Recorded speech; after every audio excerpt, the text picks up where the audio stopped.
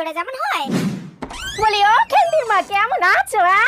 আরে কটকটির মা দিদি, কতদিন পর তোমাকে দেখলাম গো। এসো ভেতরে এসে বসো। এই খেন্তি খেন্তি। হ্যাঁ মা বলো। দেখ কটকটির মা দিদি এসছে। আরে খেন্তি যে কেমন আছিস? হ্যাঁ কাকিমা ভালো আছি, তুমি ভালো আছো? ভালো ভালো। মিষ্টির প্যাকেটটা যে কোথায় রাখি? খেন্তি মিষ্টির প্যাকেটটা ফ্রিজে রেখে আয় বুঝলি? হ্যাঁ কাকিমা দাও। আরে প্যাকেটটা নিয়ে এলি কেন? আরে না না, এটা তোমাদের জন্য আনিনি, এটা চুগলি বৌদির জন্য এনেছি। তোমরা আমার নিজের লোক, তোমাদের জন্য মিষ্টি আনতে হয় নাকি?